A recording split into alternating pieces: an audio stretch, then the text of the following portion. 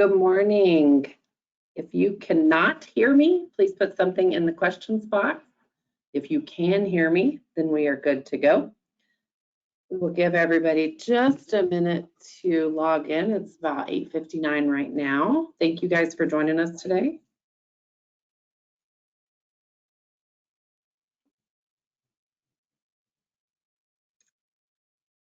I'm assuming everybody can hear me because I'm not seeing any questions pop up. Okay, in the interest of time, we're going to go ahead and get started. It is 9 o'clock and you are here for our office hours and mini training. My name is Kara Poli. I'm going to be the presenter today. We have Amy Hammond with us today in the questions box, and she will be reading aloud questions or answering them if they don't need to be read aloud. But if they'll benefit the group, then we're going to do that as a group. We are going to talk about monitoring reviews and corrective action today. And we hope that you're able to get all your questions answered about kind of how the monitoring review process goes, what to do once you get a monitoring report, how to submit corrective action, and kind of what that process looks like. If you ever need to mail us anything, you would use this PO box. If you ever wanted to see what our building looks like, we're at this 221 East 11th Street. We do have a new website, which is the tdhca.texas.gov. It's a little bit easier to remember than the older one. All of our email domains are also changing. For right now, they do still work with the original email addresses that you guys have all had for years. But be aware that at some point that shift will be permanent, and you will want to be sure you have the new emails with this domain right here. The phone number to reach our division, if you're not sure who specifically you need to talk to or you have a general question, you can call 512-305-8869 and leave a message or ask to speak with a monitor. The department also has a toll-free in Texas phone number, so you can call that if you need to reach anybody in the department, and that goes to our general line, and they can either get you forwarded or forward your voicemail to the appropriate department. The way this is going to work, we're going to do the mini training from about 9 to 10:30-ish, depending on how many questions you guys have. We want to be sure that you get all the resources you can from this. We will then shift gears after a brief 5-minute break into the open forum office hours. So if you ask a question this morning that is more general or less targeted to the monitoring, review, and corrective action process, Amy's probably going to say, hey, we're going to table that until the second session of the morning, and we will answer that after the topic-specific webinar has been completed. There are not going to be certificates for this webinar, but you will get an email that says, thank you for coming. Those are usually delivered within 24 hours. They come from the GoTo platform. So if you did not use the link that you were emailed to attend this training, then you will not get one of those. I am not able to reissue those. Please don't send me an email asking for that, because that's not something that I have the capabilities to do. We rely on the GoTo platform for registration and communication for these webinars, and so we need to use those resources so that all the follow-up emails go accordingly. I would encourage you to silence your phones and put an out of office for this brief webinar so that you can get the most out of it and avoid distractions during the training. If you would please put all your questions and comments in the questions box. Amy is going to have access to that, and she will let me know when we have questions and when we need to stop, and we'll stop, after each little module to go over the questions as well. Some department resources that we have available to you. We've got compliance forms on our website. We've got our manuals and rules linked, and we don't have a manual per se, but the Texas Administrative Code Compliance Monitoring Rules reads a little bit like a manual. So it's got lots of good information there. If you're newer to the programs or to the state, that would be something I would definitely suggest you familiarize yourself with. The income and rent limits section of our website has been updated with the 2024 income and rent tool. That looks a little bit different than it has in the past. We are not talking about that during this webinar, but that is something that you want to familiarize yourself with as well. All of the trainings that we present are posted to our website after they are recorded, and then they are made available to the public. So they are at those links there. And then the contact list for all division staff, for the compliance division staff, is available if you are not sure, you can't remember how to spell my name, or you can't remember Amy's email address. You can go to that website and you can find all of us listed there, as well as the physical inspectors. Are there anything we need to go over before we jump in? Okay. So the first step to a monitoring review is the notification. We're going to tell you that we're coming or that we're conducting a desk monitoring review. These are only uploaded into the compliance monitoring and tracking system attachment section for each property. You will not get an emailed letter. You will not get a mailed letter. So you want to be sure that contact information in CMTS is up to date and current. Management or ownership should also be keeping an eye on the attachment system to make sure that anything that's uploaded gets addressed. I know when I was an on-site manager, I would check that once a week at least, and I would notify my compliance contact if something was uploaded and needed attention. So that's a good thing to task somebody in your organization or at the property level to do, because it's helpful to have somebody keeping an eye on that in case somebody's on vacation, or maybe somebody got sick or something to that effect. You want to be sure that nothing that's uploaded into CMTS gets overlooked or missed. A lot of those things have deadlines, and some of them are very quick, which is kind of why we're doing this training. The monitoring review notification has a 7-day deadline for you to upload your documentation as requested. The management needs to receive all the automated email responses. However, the owner also needs to receive those. So if you are a management company and the ownership has said, hey, don't put my email, y'all put y'all's email in for the owner, I don't need to get all these, I get too many emails already.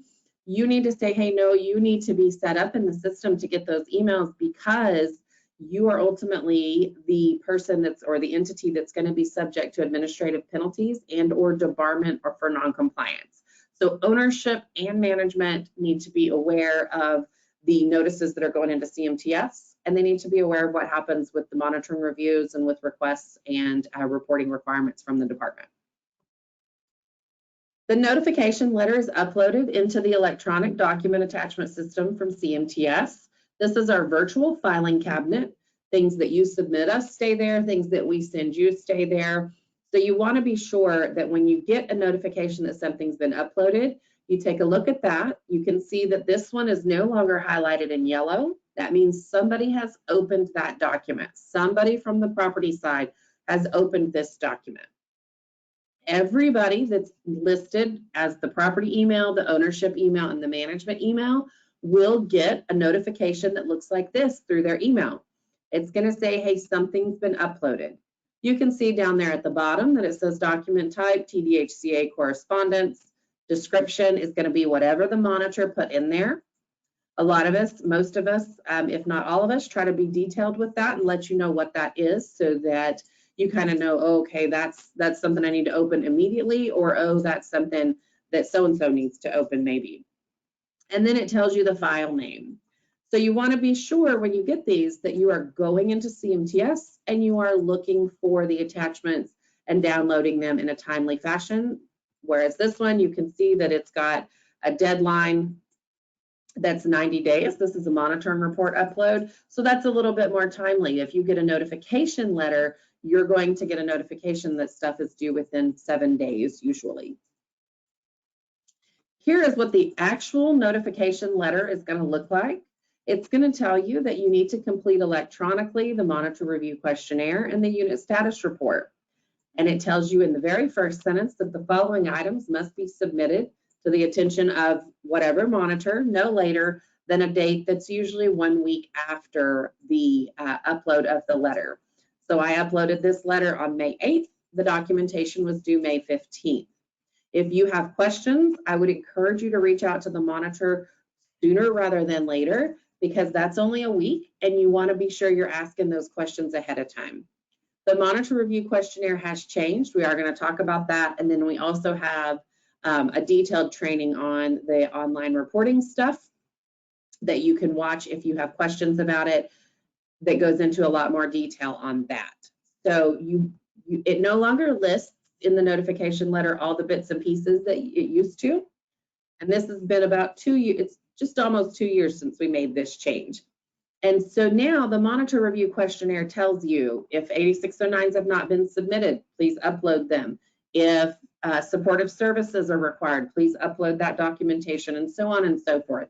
And so it tells you what to upload versus our letter telling you what to upload. Makes it a little more dependent on property knowledge. So you're going to want to be sure that you have a policy and a procedure in place to make sure that you have all the items that would be needed for a monitoring review so that you can get them uploaded timely.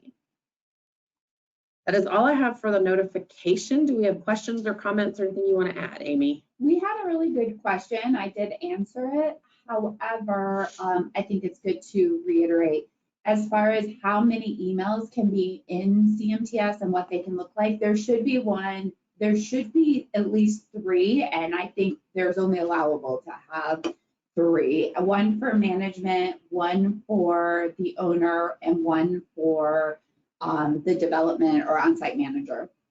It is allowable for you to have a group email like compliance@hammondmanagement.com, as long as multiple people that need to have access, like the owner has access to that, the management has access, or whoever needs to, but as long as the people that need to have access.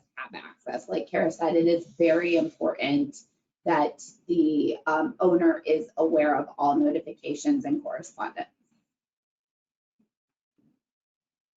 Oh, now it's catching up on the captioning. So thank you, Amy. That is a good comment. And we go into some details on that with our online reporting specific training that we did, I think it was a couple months ago. And so that's a good resource if you're new to CMTS or you need a refresher or you're not sure what things are going to look like. For online reporting, today all we're going to talk about are the 3 pieces that go with a monitoring review. You can see the link there to the presentations website where other trainings are listed and that have been recorded and are available for you. So you're going to use the compliance monitoring and tracking system. You're going to use the attachment system as well as the reporting system. We're going to talk about a unit status report a little bit. And that's something you should be maintaining regularly because you have quarterly reports. And anytime there's a monitoring review, you're going to be asked to submit a current unit status report. The other item that goes specifically with monitoring reviews are the monitor review questionnaire. And that is going to be something that you complete that is property specific, and you can't complete them ahead of time. They don't get scheduled until a monitoring review is scheduled and you are notified of the review. So the way you'll get to CMTS, you'll go to the tdhca.texas.gov, and then you'll click on Services Compliance, and then you'll see Online Reporting, and you will click Login to CMTS. The login page is still going to look the same. I know the getting there part looks a little bit different, but the actual login spot still looks the same. You will put in your user ID and password, and you will log in. If you are an owner or an administrator of the accounts, your CMTS will look a little bit like that top box. If you're a manager, it's going to look a little bit like this.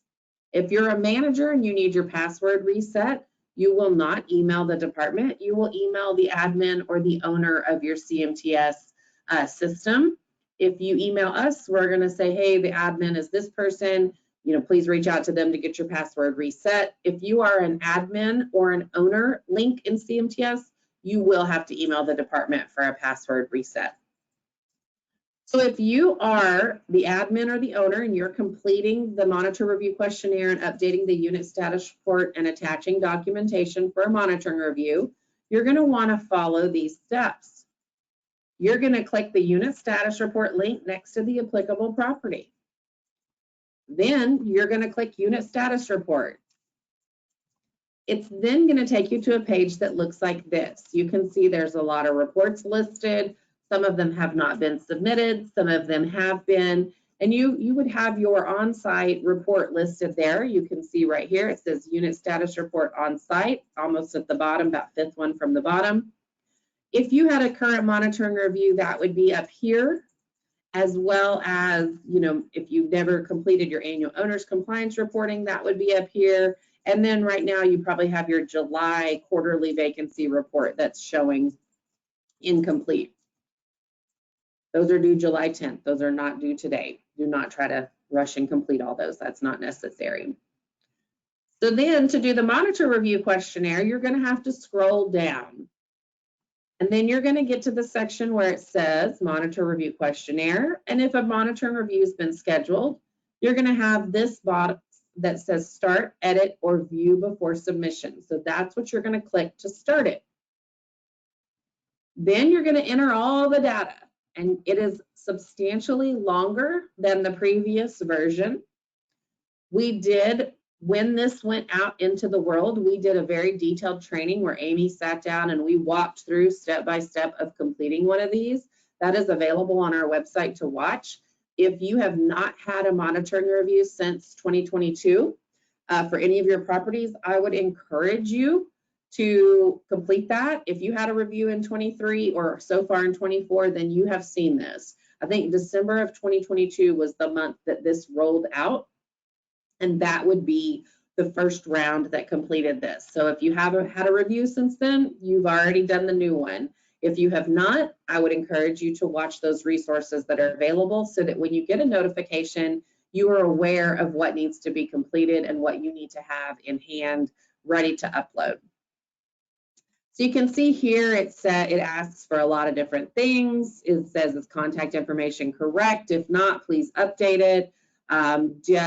Do they have a physical address? If yes, please, you know, if yes, it's in CMTS. If not, please let us know where the files are kept. If 8609s have been issued by the department, yes, great, they're already in CMTS. If they're not, please upload those to CMTS. It asks you for those things. And once you complete this at the very end, it's going to, before you hit submit, it's going to tell you the list of things you need to submit. If you don't print that page or make a list on your own, that is not accessible once you submit this monitor review questionnaire to us. Here's a little bit more detail, and the example here is the supportive services question. It says on line 87, does the LURA for the development require the provision of supportive services? Yes. Now we need to go through 88. We need to answer the questions on lines 88 through 120. If not, you're going to move on. There are some programs or some older LURAs or some property-specific information that wouldn't have supportive services required, so they would skip this. But if your land use restriction agreement or LURA requires services, you're going to need to complete this section. And it says, are you required to have a notary? If yes, please submit evidence through the attachment system. So this is where it's telling you that you've got to submit those items through the CMTS attachment system. They weren't listed in the letter, but they are still required as part of the pre-on-site documentation. Here's a little bit more detail. You can see the property put in there what service was required and what they were doing. That's a helpful tool for the monitor to be able to look for the sign-in sheets and the flyers and the newsletters based off of what's actually being offered instead of trying to figure out what you intended for what service. That is all I have for the monitor review questionnaire. Are there any questions on that or anything? None at this time. Okay. So the next piece of the puzzle for a monitoring review is the attachment system. And this is where you're going to upload all those things. So if you're a manager, you're not going to see all the extra stuff, but you will still have access to the attachment system. If you're an owner or an admin login, you will have access that looks like what's on your screen now. You do want to make sure that you select the correct property. Some of the properties are Pandora Springs Phase 1, Pandora Springs Phase 2. If you accidentally upload everything into Phase 2, but Phase 1 is having the monitoring review, we're not going to catch that as monitors. We're going to say, well, they did not submit their required information. We get a lot of emails of uploads into CMTS for corrective action, for notifications, for a lot of things. So we don't always check them, or we don't always catch that they're for the wrong property. So you want to be sure that you're doing your due diligence and you're submitting to the correct property. You will upload the documentation. It does not have to have a fancy title. You will say the type is pre-on-site documentation. This one, they used the acronym for the property, pre-on-site documentation. They selected me since I'm conducting the monitoring report or monitoring review. And then it would have told me what date. You can see that that's no longer highlighted in yellow. So that means I've opened it. That means I have downloaded that, I have gotten that. Now we do have a process where we can download multiple things at the same time and those stay yellow. That doesn't mean we didn't download it, but if you see that and you're concerned, please let us know and reach out to the monitor and say, hey, I wanted to make sure you got this because it's still highlighted in yellow. If I logged in on this specific day where the documentation was due, or the day after is usually what I do, and there was nothing uploaded and my notification letter was still highlighted in yellow, I would reach out to the property and say, hey, the notification was uploaded this day, the documentation was due yesterday, I see that nobody has opened the letter, please respond immediately so that we can get the documentation required to conduct the monitoring review. The notification letter is going to provide a deadline. The notification letter is usually only 15 business days prior to the monitoring review, and we have a week to get our prep done and a week for you to submit the documentation, and then it's usually time for us to come out. So once you have received that notification letter, you want to review it and review the monitor review questionnaire and look at the land use restriction agreement to make sure that you're uploading the right things. And then when I'm looking at your documentation, I'm going to look at the land use restriction agreement, and I'm going to look at your requirements for your program and for your property. And I'm going to make sure that you submitted the right information, and I'm going to put it together in we have an Excel document that we put things together in, and we have a PDF that then everything goes in. So we are looking at everything. We're setting up our checklist to use when we're out at the property. We're doing our rent and income testing. We're doing all the things before, and that's all based on the documentation that you submitted, which is why it's helpful that that stuff is submitted timely. And lately, I've not had a problem with that. You guys have been great in getting these things in on time, which we really, really appreciate. If the review is going to be conducted as a desk monitoring review, the notification is going to look a little bit different. It's going to tell you that it's a desk monitoring review and that you will have 24 hours to upload tenant files once those are requested, and it'll give you a date that those are going to be requested so you can make sure that you have staff available. If we tell you that we're going to need to look at 24 files and you say, oh, I cannot upload 24 files in a day, the most I can do is 12 or 13, you're going to want to reach out to that monitor immediately and say, hey, can you break my file list up into 2? Can you upload one day? I'll get the 12 uploaded. Then the next day, I'll get the next 12 uploaded. We are only allowed to give a 24-hour notification of files, which is why we can't tell you ahead of time what files we're going to look at. And we can't give you more than 24 hours when we're doing a desk monitoring review. So you're going to want to let us know, because if we upload that with the 24 files, and you email us at the end of the day or call us and say, hey, I can't get all 24 uploaded, we're going to have to pick new units for that monitoring review potentially, because we've already told you about those. Now you've had more than 24 hours. So you want to be sure that you're communicating timely with us so that we can make those adjustments before it becomes a crisis. So the next thing we're going to talk about is the monitoring review, unless you have something else you want to talk about with prepping for a monitoring review. I do want to make a comment. Okay. You had mentioned that you will, as a monitor, make a phone call to, I just want to be very, very clear. That is something that each of our monitors have discretion whether to do or not. It is not a requirement.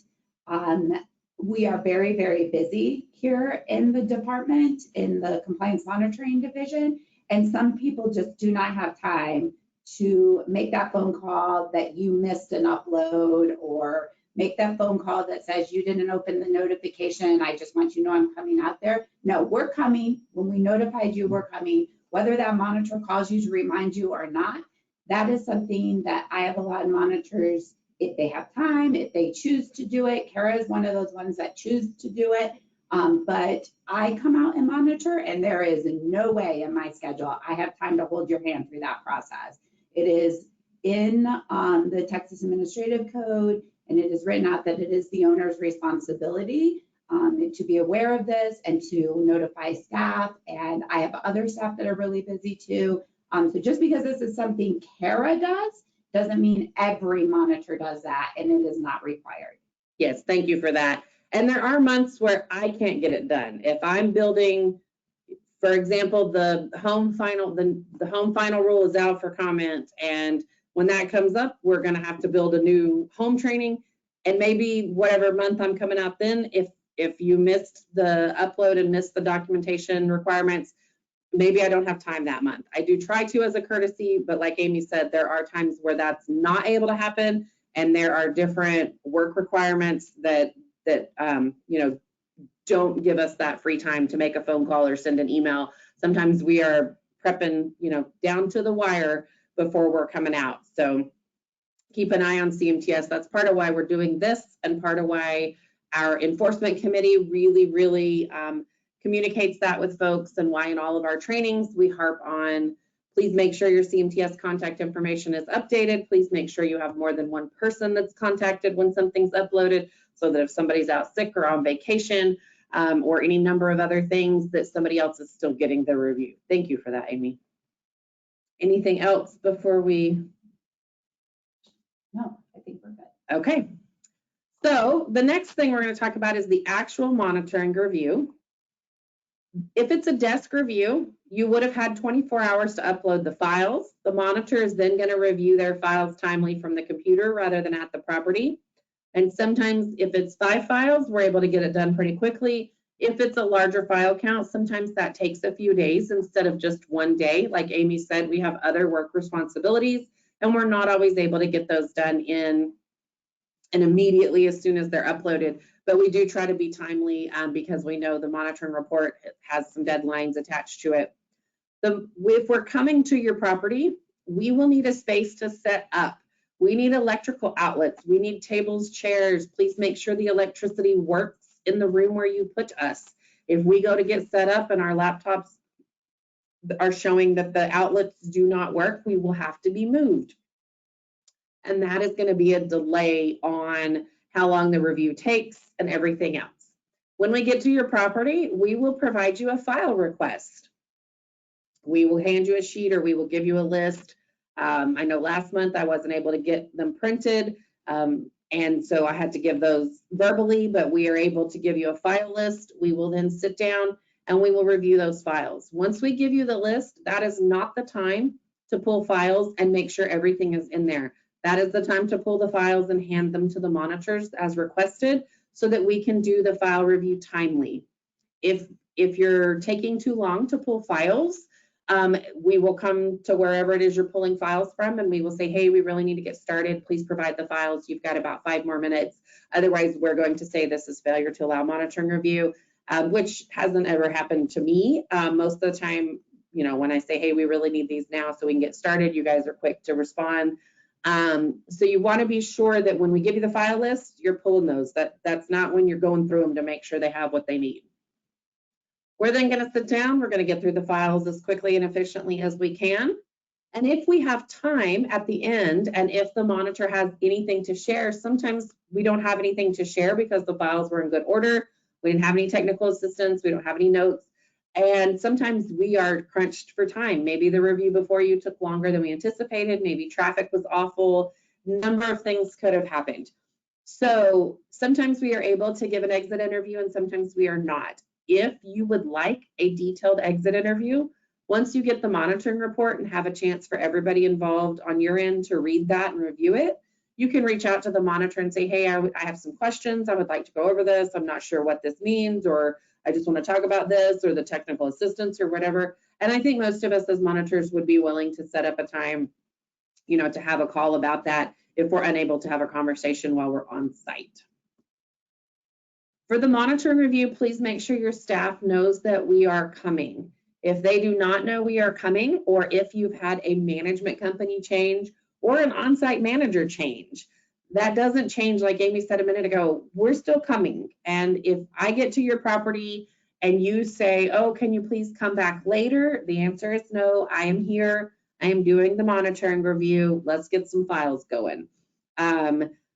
That is something that when you guys, if there's an ownership transfer or a management company change, the first thing I would do would be to check CMTS to see what's going on, what's coming up. Am I about to have a monitor review?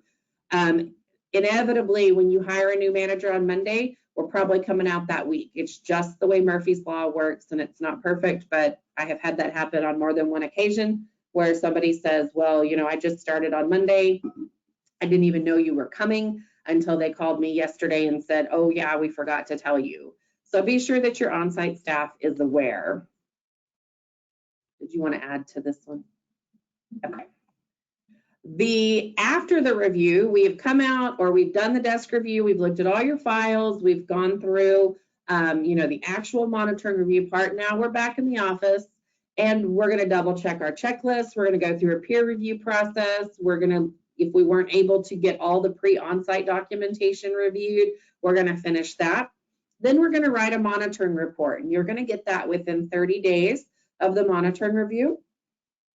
Sometimes you get them quicker, sometimes you don't. Like Amy said, sometimes our workloads are different. If I monitor you in the end of September, beginning of October, I'm probably not going to be able to get it out to you the very same day because I'm probably working on utility allowances, just for an example. But you'll have it within the 30 days, and then you'll have your 90-day corrective action period if there was non-compliance identified. The monitoring report is also going to offer technical assistance. That is going to be something, maybe there's a change in the rules. Maybe there's HOTMA has come out and we want to give you the resources for that. Maybe there was a change to something that we've monitored differently and we're going to start monitoring it another way because of a statute change or something to that effect. You want to be sure that you're reviewing that technical assistance. It is different for every monitoring report. So you want to be sure that you don't say, oh, I got a report from Amy last month. I'm not going to read the technical assistance that Kara gave me this month. Maybe the property was very different from what Amy saw at her property versus what I saw from your same management or ownership company at the property that I went to. You want to be sure that you're looking at that information. If the owner's representative or the management company has questions about the monitoring report, you want to reach out to the monitor sooner. I always say to pull the letter, review it within the first week if you're able to do so, so that you have most of that corrective action period to ask your questions. Don't wait till the end. Don't wait till you get a 10-day letter or until you get that you did not submit your corrective action letter that says the development has been referred. So you want to be sure that you're looking at those sooner rather than later. And if you want to have a call about questions and you've got multiple people that want to be on that call, let's do one call. Let's don't do 4 calls. One, everybody hears things a little bit different, so it's better to have that conversation with everybody involved on your end and on our end. If you disagree with something or you want to ask a different question, the monitor is going to be a good place to start for that. And then we can always loop Amy and or Wendy in if we need to at a later date. Anything you want to add about that part? I do. There's 2 really good questions that came in, and one of them was something I wanted to address anyways. If you do not receive your monitoring report within 30 days, please reach out directly to me. Sometimes it just slips. The monitor thinks, oh, I got all my letters done. I'm going to move on to my next project, or I'm in the middle of this assignment. I'm going to do this assignment, or I got this going on. I'm going to do this first. I'm not sure how to write up this finding. I'm just going to set this aside and I'll get help with this later. And things just happen. Things happen. And so it is really important that you reach out directly to me so I can find out what's going on with that monitor, what's going on with the workload, why isn't the letter out, where's the holdup at. We do a peer review process. So maybe the monitor did get it done. Maybe they got it done in 1 week. Maybe they sent it off for peer review and it slipped there. Maybe that person didn't get it. So it's really, really important that you do follow up. If you do not get your monitoring report within 30 days, please reach out to me so that I can figure out where that is. We do not want that to get missed anywhere. The next question is, if we receive technical assistance, do we need to provide a response?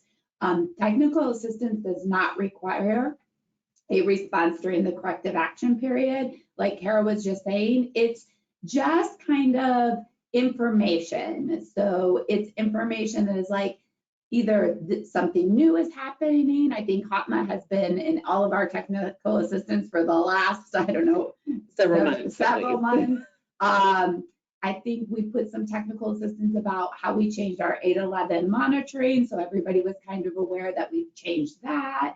So just we give you lots of information in technical assistance. And then also in technical assistance, we might, we've in the past year or so, we've kind of tried to be more direct in our finding instead of citing where the finding came from. We try to talk about why it is a finding, what we saw, and what we need for you to correct. But maybe we want you to have some information about where the citation came from. So maybe we'll put that in technical assistance, like per 10 tag, this is why you had this finding. You know, if we try to put that information, more of the citations in technical assistance. Also in technical assistance, you may find where I might be looking through your files and maybe I'm looking at 32 files and maybe one of them was missing a tenant's rights and resource guide. I might think, listen, I'm not going to write up this one file for a tenant's rights and resource guide. It's very clear that they understand this rule. They are following the rule. This got missed.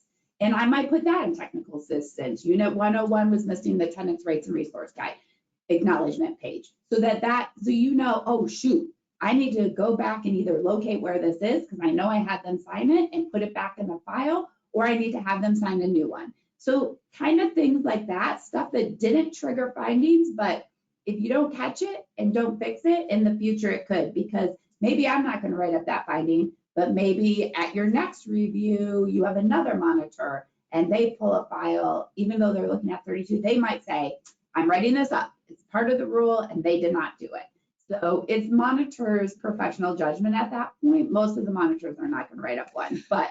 No, but if we saw it was an issue before and now all of a sudden we come out and you have 5 missing, maybe that's a thing. Yeah, we do look at the technical assistance provided from the last review going out. So if in the last review, Kara said, hey, I looked at 32 files and 4 of them, I didn't write it up, but 4 of them were missing the acknowledgement page of the tenant's rights and resource guide. And then I come out there and there's like, I pull 32 files and I have 4 of them. They're not the same 4 because we wouldn't pull the same 4 files, but I have 4 that are now missing it. This has now become a pattern and I'm probably not going to provide technical assistance on that. I'm probably going to cite it, those 4 files as a finding, even though it's such a small portion of my sample. I'm probably going to write it up because Kara's already told you, be careful of this. You need to be careful. This is a rule and I'm giving you grace. And now I'm coming out. So those are the things you'll find in technical assistance that do not require a response in the corrective action period. Just to kind of piggyback off of that, say all 32 files were missing the tenant rights and resources guide acknowledgement page. I'm not going to say per 10 TAC 10.613L in every single finding. I'm going to put that piece in technical assistance and I'm going to put the link to where to get the guide, all of that in technical assistance. The non-compliance is going to be that at the time of the review, the monitor pulled the tenant file and the tenant rights and resources guide as required per the citation was not included. Please see technical assistance for more details.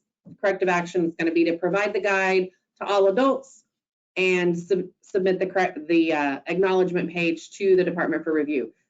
The goal of that was to make the actual non-compliance report much more clear and concise, and to put the stuff that would have been repeated, where sometimes the required corrective action gets lost or that sort of a thing, in the technical assistance to help clean up that detailed non-compliance report. And so I know I do that a lot. I will put anything that I think is going to help the on-site staff or help the ownership or management group understand better kind of where the monitoring report is coming from is going to be put in the letter. And sometimes Your on-site staff, you guys ask for links to training, that sort of a thing. And so I will put that in the corrective action or in the technical assistance of it, because there's not really a place, you know, that didn't really create non-compliance, but we want to be sure you have those resources for you easily available. Is there anything else to add to that part before we talk about the actual report? No. Okay, so the next piece of a monitoring review is that monitoring report that you're going to get within 30 days. There are kind of 3 different types of reports, but really 2. You are either going to get a, hey, we did not have any issues of non-compliance report, or there were some events of non-compliance. Either of those may have technical assistance. If you have non-compliance, there's a strong chance you're going to have technical assistance, whether it ties to the non-compliance or whether it's additional or a rule change or a monitoring review change, anything like that. And no issues of non-compliance may or may not have technical assistance. Maybe we came out and your files were perfect and there was no issue. We don't have any suggestions to make at all. We didn't see whiteout.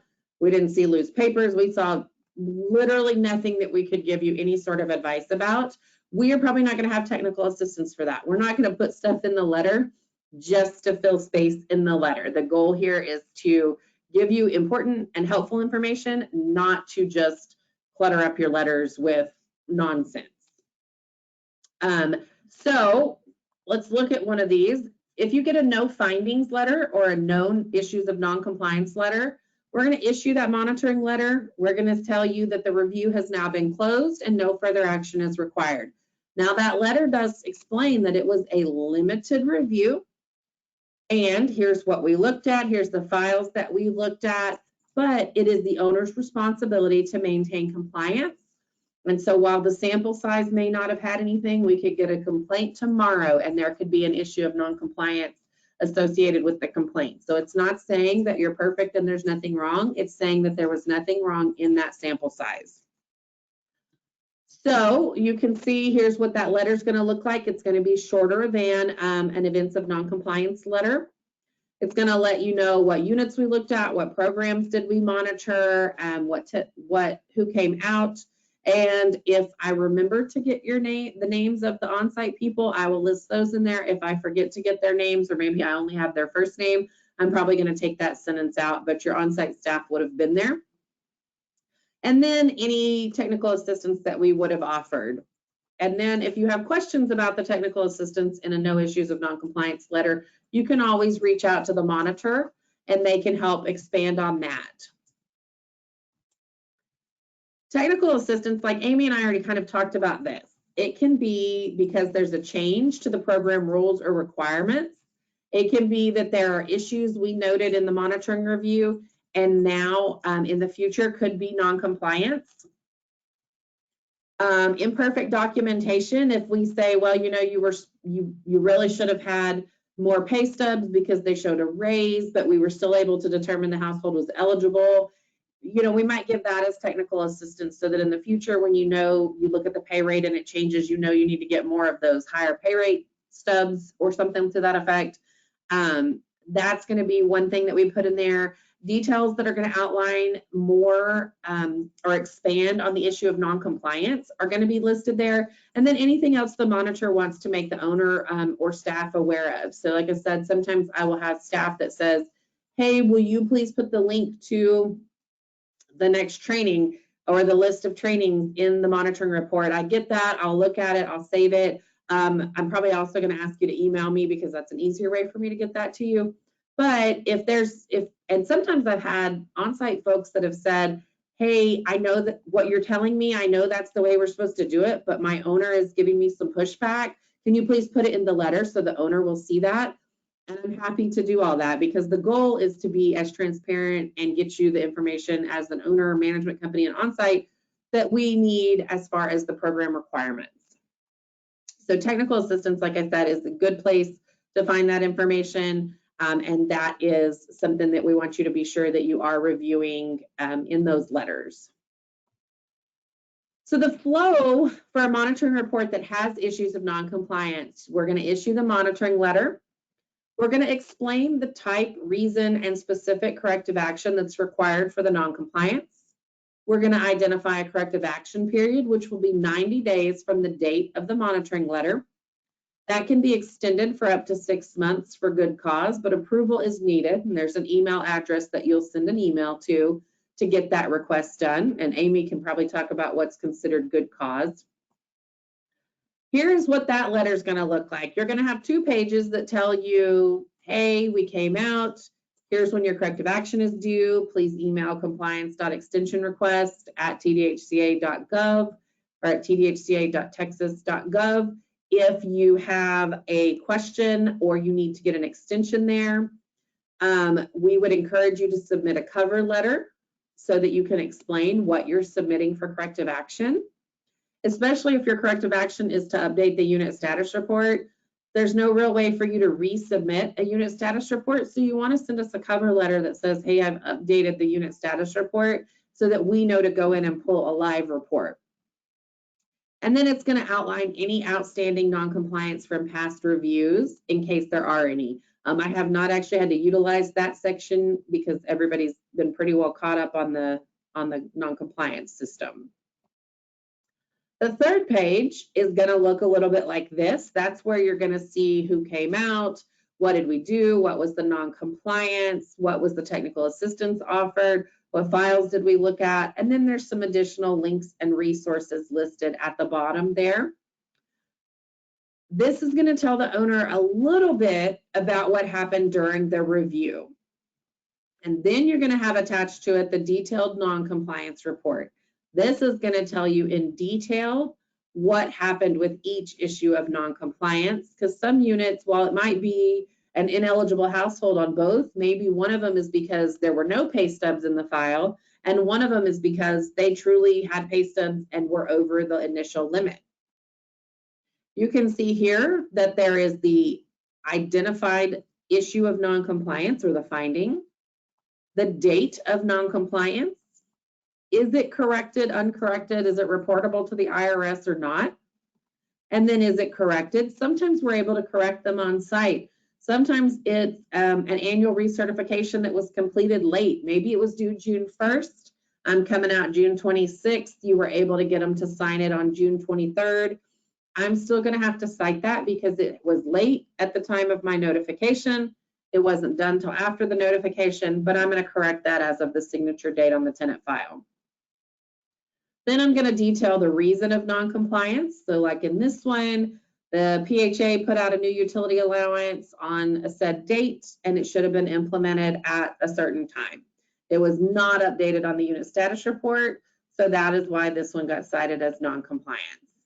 And then it's going to have the corrective action, and it's going to say to correct, please update the unit status report or make another request or update the tenant file. It's going to be detailed here. If you have a question about this, you can always reach out to the monitor, and that's what I would suggest you do first, because maybe it's, Amy got a call yesterday while I was in training about a letter that I put out where the corrective action has some extra information in it that wasn't necessary. I just copied and pasted and forgot to remove a section or moved it to the wrong spot. So sometimes that happens. We are all human, but you can reach out. We will answer the questions so that you don't have to send in stuff that's not truly necessary if you have questions, or so that you can make sure you understand the corrective action fully and you know what you need to submit. I would encourage that to happen sooner. If you wait till day 85, it may mean that you are not able to get it completed within the 90 days. And that may mean that you are also not able to get an extension because you don't have good cause. Not saying I didn't pull the letter until the 80th day is not going to be good cause to extend your corrective action deadline, I don't think. Do you want to talk any more about the monitoring report, or did we have any questions? No questions, but I do want to make one comment. You mentioned that you're happy to put into technical assistance information that maybe the on-site manager is saying, I know that this is how you guys do it, but I'm getting put. That is true, but please also remember that owners, syndicators, consultants, all will be much more strict and stringent than we will. And that is because their job is to protect that asset. And no matter what we say, they have every right to be more restrictive than what we are. The only time that they would be wrong is if they are less restrictive than we are. That's the one I've would run write into. up the finding, but because then it would cause an issue of noncompliance. But I always just like to mention that because we do get a lot of phone calls and emails, and we're happy to answer those emails and phone calls and provide the information, but that information might not get you to do it our way because they have the right to protect that asset. And that's their job. That's what they get paid to do, is to protect that asset. And so they will be a little bit more strict than we will on some things. And I talk about that when we do income determination training, that we're going to tell you what the statute requires. And if your owner is more strict, they are, your superiors, your boss, they're the people that sign your paychecks. That is who you have to follow the requirements of.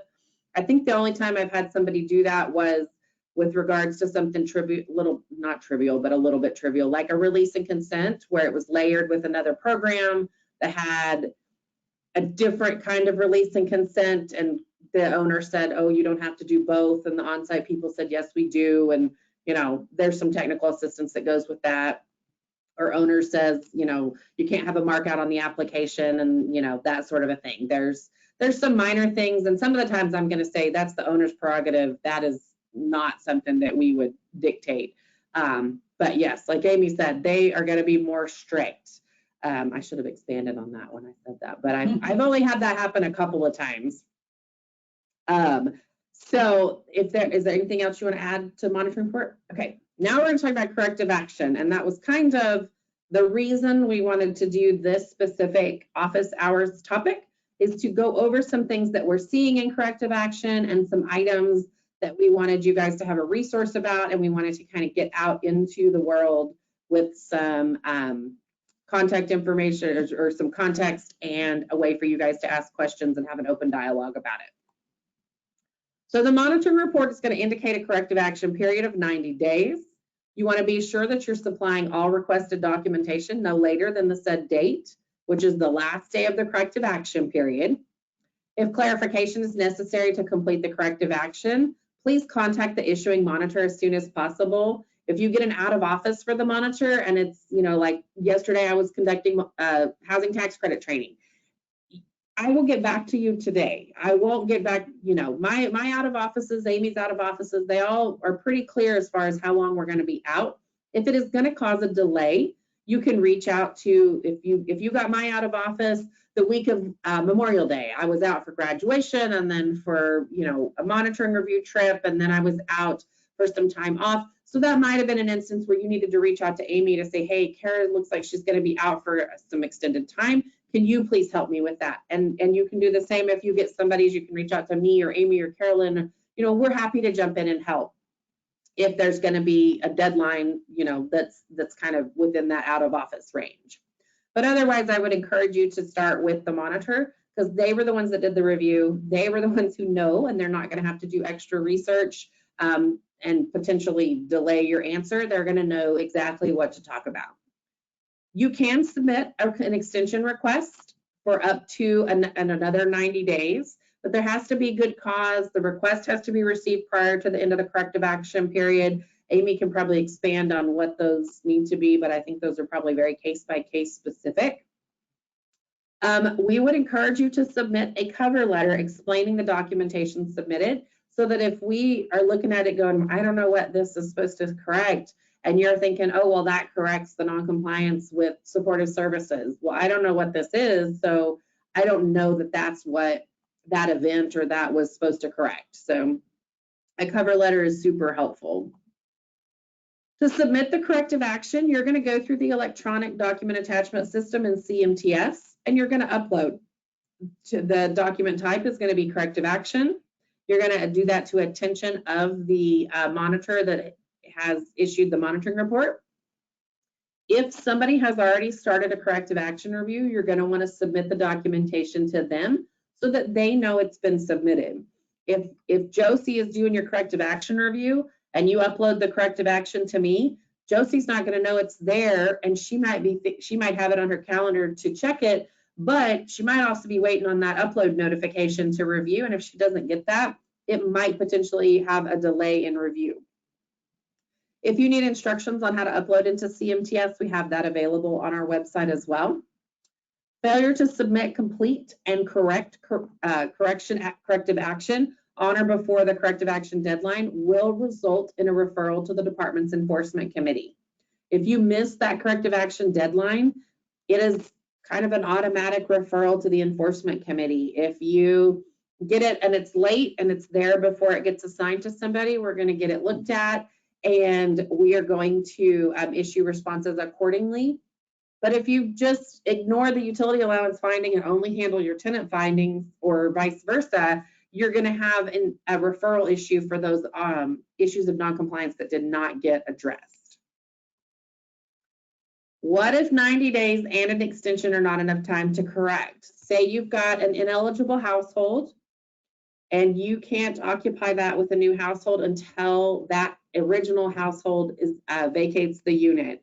You're going to need to give us what's called a corrective action plan, and you're going to need to say, hey, that household is moving out at the end of September, and then we need about 30 days to get that unit ready and leased. So we anticipate by mid-November we have a new household in that unit, occupied, qualified, low-income household.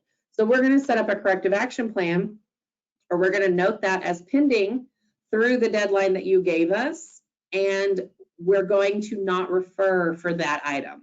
However, if it's a housing tax credit property, it may still require the issuance of an 8823. It may not be that we can say, okay, well, we don't have to notify the IRS, but we notify them. We have our notes that say it's going to be corrected as of this date based on your corrective action plan. And when you submit those new corrections with the new household, that 8823 would be updated. What we're going to do to review corrective action, we're going to, it goes into a log, kind of like utility allowances do. It gets assigned based on, I guess, the date that it was submitted or the date that it's due. I'm not actually sure how that works. Amy can expand on that. Due date. It's due date, okay. And if everything's corrected, then a closeout letter is going to be issued and you don't have any further action required. If the issues of noncompliance are addressed but not fully corrected, then we're going to put out what's called a 10-day letter. And then you're going to have 10 additional days from the date we review it to to finish up those things. So if it's one of those that, hey, you sent in the new utility allowance, but the unit status report still has a handful of units that are not updated, we're going to give you 10 days to update that, and then still have it considered corrected within the corrective action period. If you disregard the 10-day letter, then it's going to go through the referral process or be uncorrected or corrected outside of the 10 days if you upload it on day 12 or something like that. If no response is received, we're going to issue a letter that lets you know you did not submit a corrective action response and you are now being referred to the enforcement committee.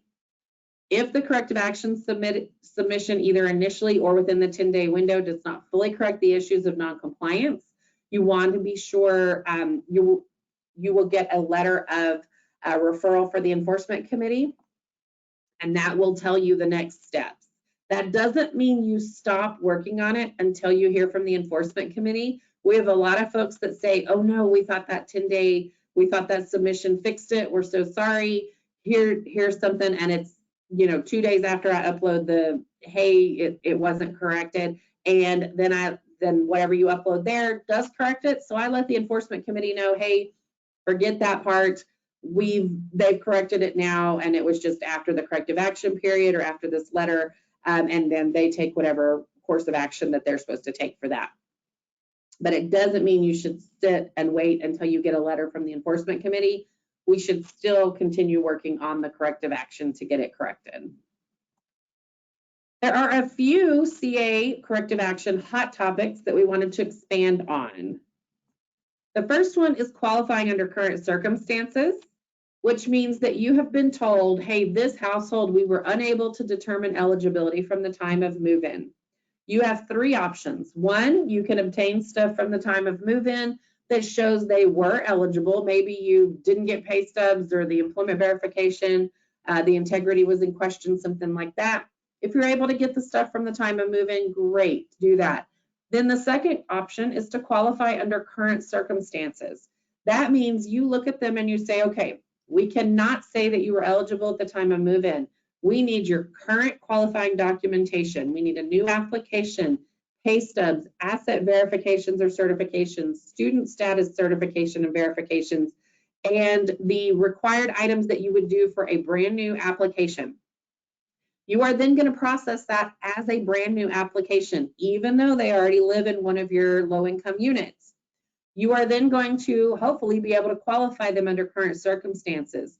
If they originally moved in January and now you're having to qualify them under current circumstances in June, your new date to annually recertify them is June, because they weren't initially eligible because of imperfect documentation or incomplete documentation or whatever the reason. But now you've said they are eligible. Look at this. Here's their new stuff. You've done a new income certification. You do not have to do a new lease or a new tenant rights and resources guide, assuming that was in the file originally. But you would have to do the qualifying documentation, and then you would have to adjust their recertification requirements. So you want to be sure that you're, adjusting that in your system and in CMTS on the unit status report. Do you want to add to that part, Amy? So people always ask me, like, what does this look like? So at the top of the income cert, the move-in date will be the date they originally moved in. That will be their move-in date. It doesn't change. But the effective date now becomes the date that they signed that new certification. So basically what you are telling us and the IRS or anybody else who looks at that file, they moved in on 6/2/2023. Kara did a monitoring review on February 2024 and identified this household as ineligible. We were unable to demonstrate eligibility from June of 2023, but we are now able to demonstrate them as eligible in March of 2024. So the effective date, the move-in date is still June 2023. The effective date is the date they signed that income cert in 2024. And all recertification requirements are triggered from that March 2024 date, not the June 2023 date. So that's what that is qualifying under current circumstances. So just like Kara said, brand new application, brand new verifications, brand new income cert. The rest of the file can stay as it was. You don't have to do a new lease. You don't have to do another tenant's rights and resource guide, but all of the eligibility documentation has to be within 120 days of that March date.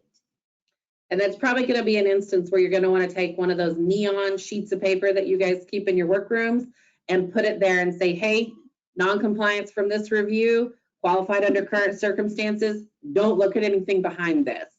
Because that way, I don't know why it would get pulled in a future review if we've already looked at it, but it might be looked at. Maybe you've got a property where nobody ever really moves out, and at some point we have to relook at that one.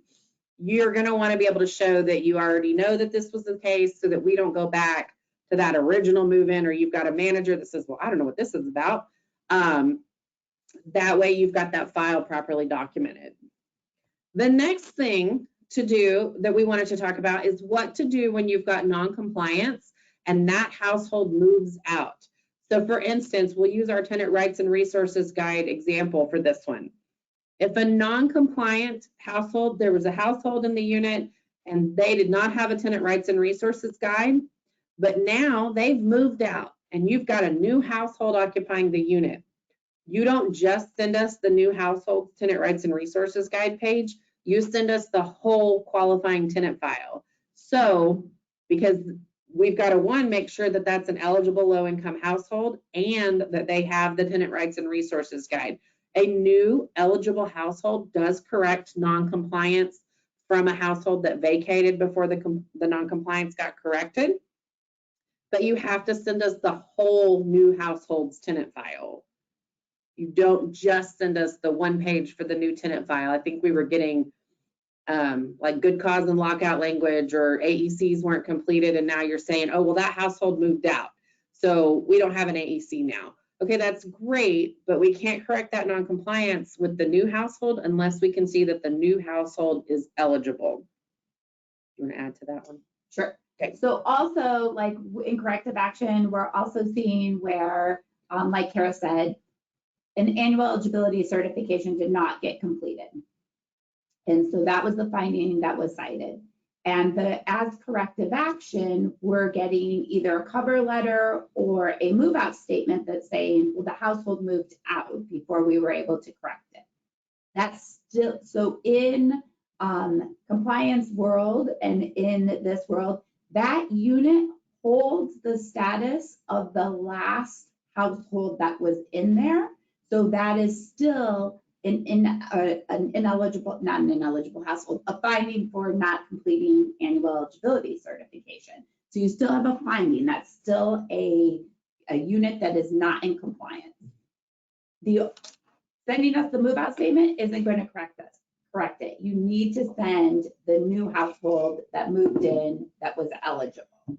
So it's still, you're going to still send the entire new household file. If the new household isn't moving in before the end of your corrective action period, this is where you have two options. Either A, you, as soon as that household moves out, you submit for an extension so that you can turn the unit and move a new household in and submit that. So you ask for the extended corrective action period, or two, you send us a corrective action plan. When you send us a corrective action plan, you're saying, we understand we have a unit that is out of compliance for not completing annual eligibility certification. The household that triggered the finding has vacated the unit. We have turned the unit. We have a new household that is in the application process, and we anticipate reoccupying the unit within the next 45 days. If we receive that, the corrective action team is not going to give you a 10-day, because that doesn't even make sense, because you told us you needed 45 days. They are not going to refer you either. So this stops it from being referred. What they will do is they will mark this as pending, and they will send you a letter that says that this is still outstanding, and that if you submit corrective action by the end of that 45 days, then they will review that new household once you submit it. So that is what the corrective action plan, it needs to have a time frame on it though, because we can't just say, oh, eventually you're going to move in a household and this is just going to remain pending in our system forever. Nope, we need to. Now, also, I want to let you know if it is a finding that requires an 8823, so if it is an ineligible household, we were using the AEC as an example, but let's say it's an ineligible household, they move out, you submit a corrective action plan that says, you move somebody in before the end of the corrective action period, but in the next 45 days. Same thing, we will not refer you, it will go as pending, we will look at it again in 45 days, but what we cannot do is not submit that 8823 to the IRS. So we will be submitting the 8823 to the IRS as uncorrected. And then in the 45-day period, if you submit, we review it, it's an eligible household, we'll submit the corrected 8823 at that time. So that's the only thing that that corrective action plan does not pause. It does pause all the state requirements. We're not going to refer you. You're not going to do anything like that, but it will not pause the federal requirements. We are required to report that at the end. So I just wanted to clear that. No, I appreciate that. So the third thing that we wanted to bring up is any non-compliance triggered by the utility allowance. So if you're, and there's so many different ways this could go. If you have non-compliance because you didn't implement the PHA schedule released in October, and I come out in June, well, your 90 days is going to go through September 11th. Maybe your housing authority got ahead of the game and they put out their new PHA schedule in June because they got behind last year. Now they've got a new one. and now there's a new, by the end of the 90 days, you've got another, not the one we monitored with, but another utility allowance that needs to be implemented. You need to tell us, hey, there was my UA review got approved and it was due within the 90 days. So we've updated the unit status report to be the current one. Maybe you had an energy consumption model that got approved for implementation a month after your monitoring review. You want to be sure that you tell us that, hey, here's this new one. And if it is like a PHA schedule or a rural development or a HUD project-based Section 8, you have to send us that UA schedule. We don't have that. If it's energy consumption model, we've approved that, we have that one. That's not a problem. But if it's that your corrective action was for your PHA schedule, and I think there's some of them, better examples, probably that we monitored you in February of 2024. January of 2024, they released a new schedule that was not updated. You've got to get that updated. But if you wait and now all of a sudden you're still in corrective action and it's January 2025, I don't have that new schedule. You're going to need to send that to us. Hopefully that's not the case, but I have had corrective actions that have taken this long. So you've got, if the utility allowance changed, or if you request change to another methodology, maybe you used energy consumption, now you've switched to PHA, you've got to send us the PHA schedule with your corrective action or your RD schedule or whatever the utility allowance was. You've also got to update the unit status report, all the units, not just a handful of them, all of them.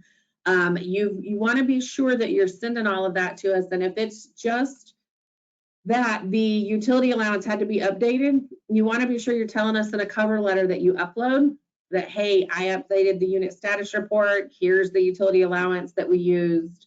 Give us more information rather than less information. We can always weed through the information, but if we're missing stuff, it's going to prolong your corrective action review process. It's going to potentially cause a referral when maybe there didn't need to be one, or we're going to send out a 10-day letter and you're going to say, wait, no, I did do that. Here's the things. And it's because you didn't send it in the first one. There's a number of ways that could work. But if the utility allowance changes in the 90-day corrective action period or in the referral period or in the 10-day period, you've got to send us the backup for that UA change. We're not going to have that otherwise.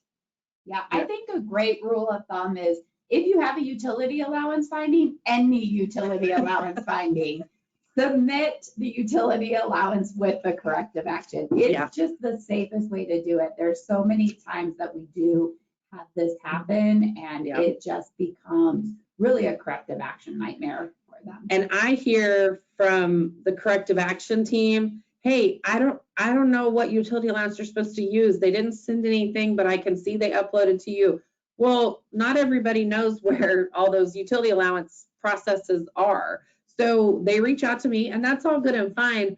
But if you guys had sent in the energy consumption model approval letter with that takes away that delay in the process, because maybe Tricia is doing your corrective action and she says, well, wait, they said that Kara approved the energy consumption model, but I don't see that, or, I don't know where to find that.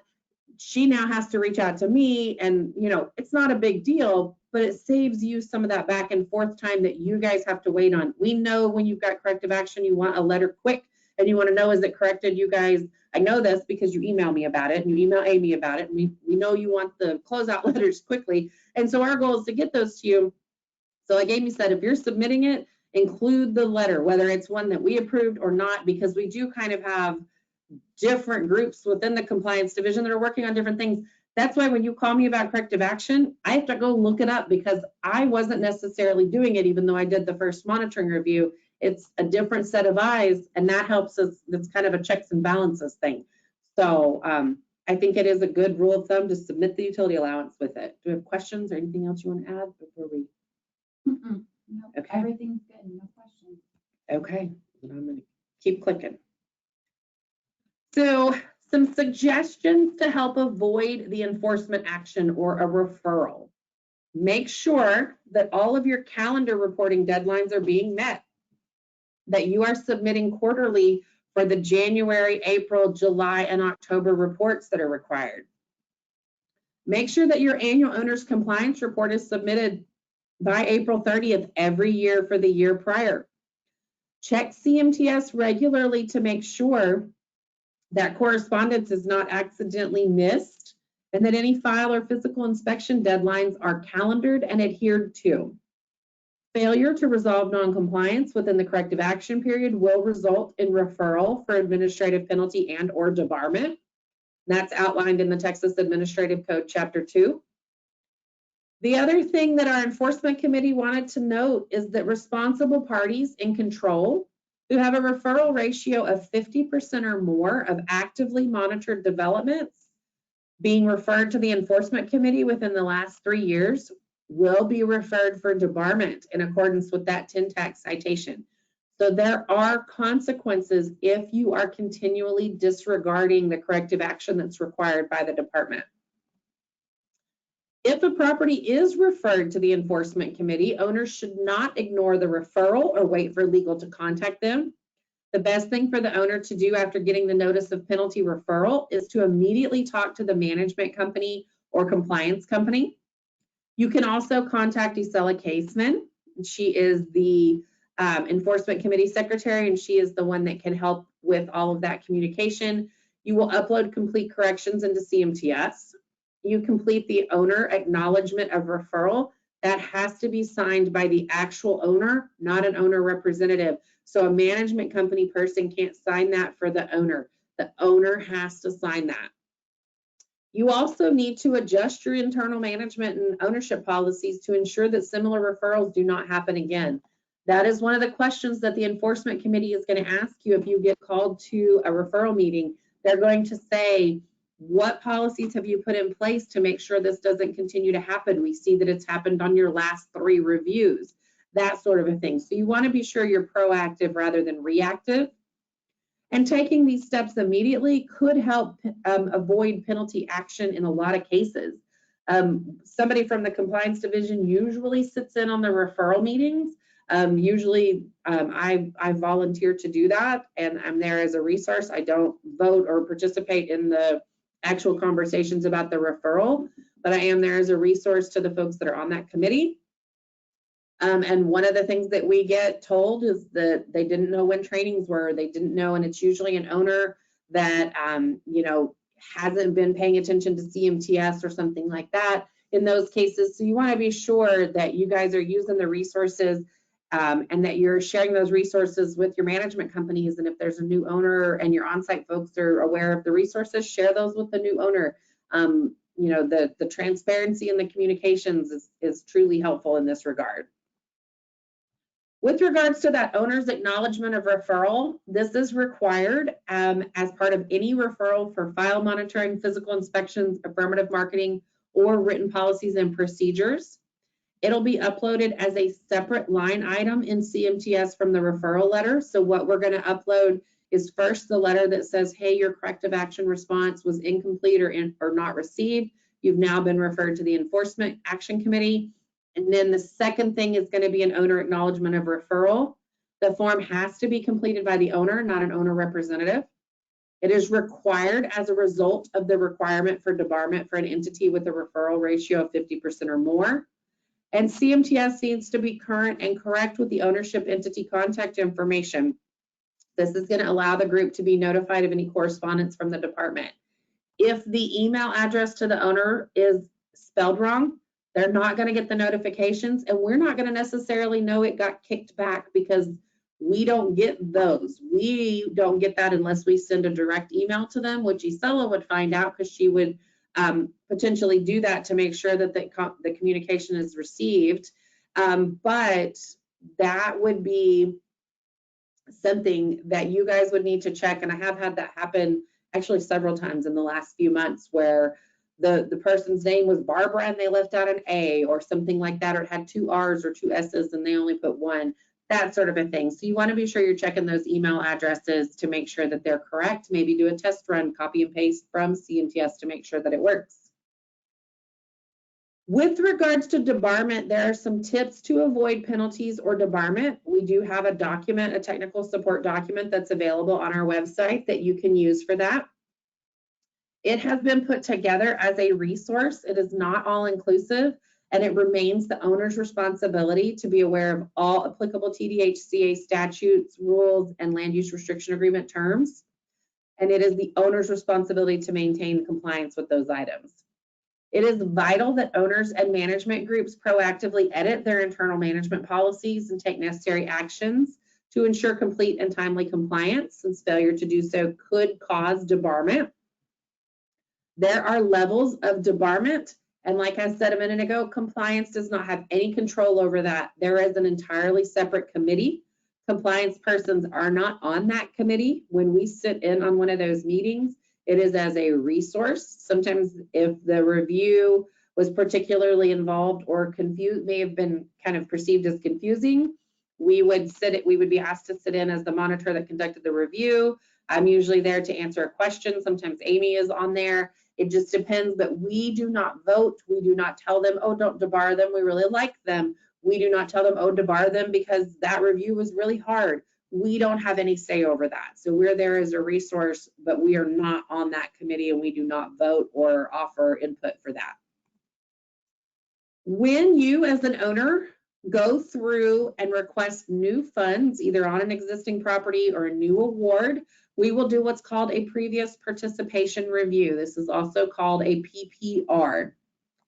If there's a monitoring review open at the time of the previous participation review, they will reach out to us and they will say, hey, please assign this corrective action. We need it done for a PPR, and we need it done within 7 days or something to that effect. So making sure you've submitted quality corrective action is going to help make that more speedy and more timely.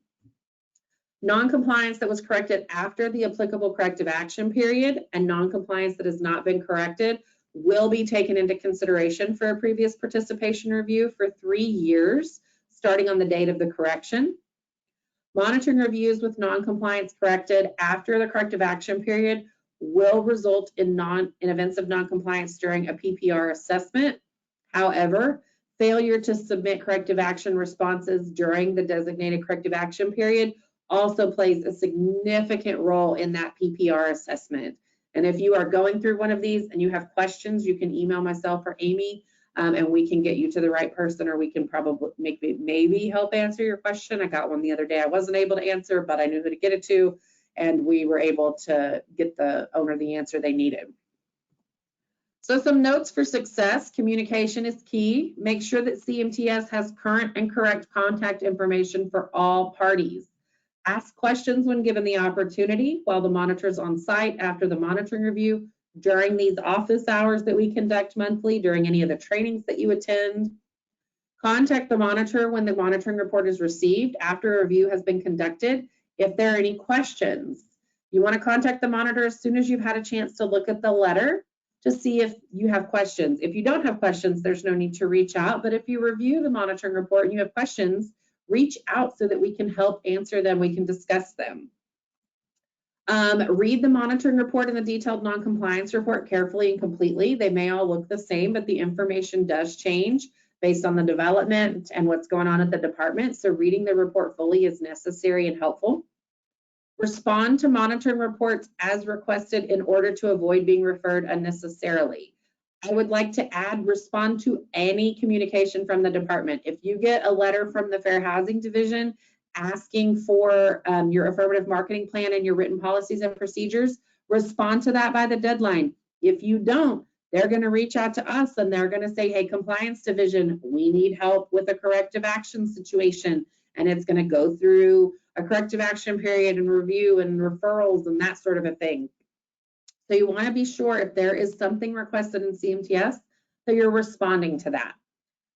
You want to conduct a review of the corrective action response before submission. If on-site staff puts it together and the owner or management group does not review it and there's missing information or incomplete information that maybe your owner or your compliance division would have caught, that can result in a delay or unnecessary referral.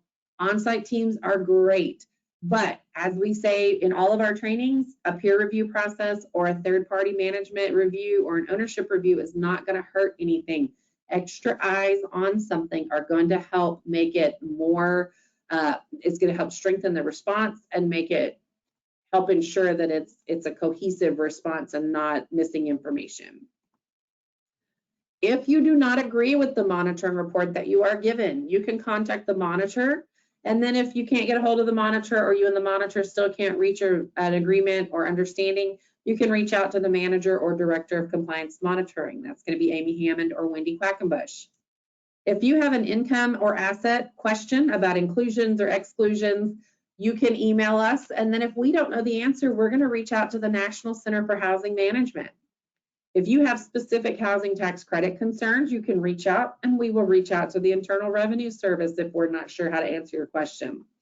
If you have multifamily direct loan specific program concerns, we can reach out to the HUD field office for those if we're not able to help you. It's a good chance if you've got the question, somebody else has too. And if you're the first one to ask us, then great. We love to learn new things, and somebody else will ask us down the road, and we will already know because you asked us first. That is all I have for the actual presentation. Do we have any questions, comments, or anything you want to add, Amy, before we take our break and switch gears? The question I'm answering right now is if the property administrator that is listed for the properties in CMTS has left the company, do we need to get that changed, and how is there a form? Yes, you do need to get that changed because if you have any issues and you reach out to our CMTS request inbox, they're going to be like, you're not the administrator and we can't help you with this.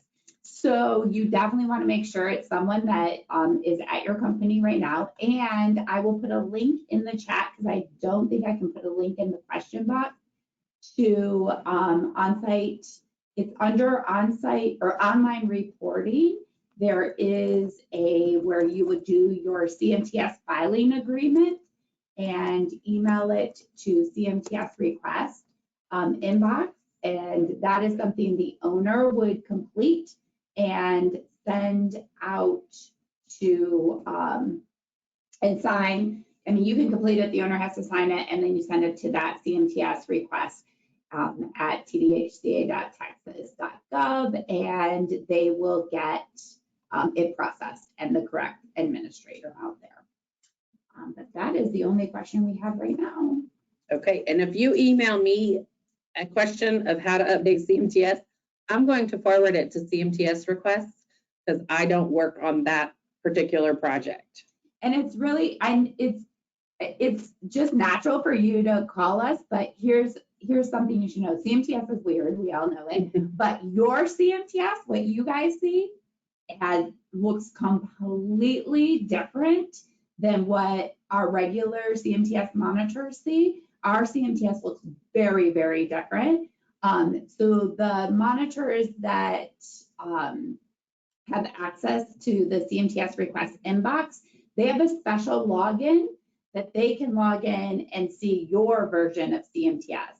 So they can walk you through things a lot easier. They can handle requests because they do, I can log into there, so I kind of know what it is, but they are very specialized in that and totally understand the question you have, where Kara will be like, I have no idea what you're talking about because she can't see what you see. And I've been off site for 7 years. So it looks completely different. So definitely the CMTS request team is the ones to answer your CMTS questions. It's going to be like when you email them, how do I get my utility allowance approved question? They're going to say, that's out of my wheelhouse. You need to call Kara. So we have different projects that we work on within, and we might know just enough to, as I always say, I can make up an answer that sounds good, but I probably need to get you to the right people instead of trying to guess at your answer. Does that get everything answered, caught up? Yep. We can take our break if you would like. All right, let me stop. I'm going to stop the recording. This will be available on the website probably next week. I don't think I will get it done today because I have to rely on some other folks to get it uploaded. So look for this sometime next week. We thank you for joining us. Stay with us. We're going to take a 5-minute break, and then we'll come back for our open forum office hours. Thanks, everybody.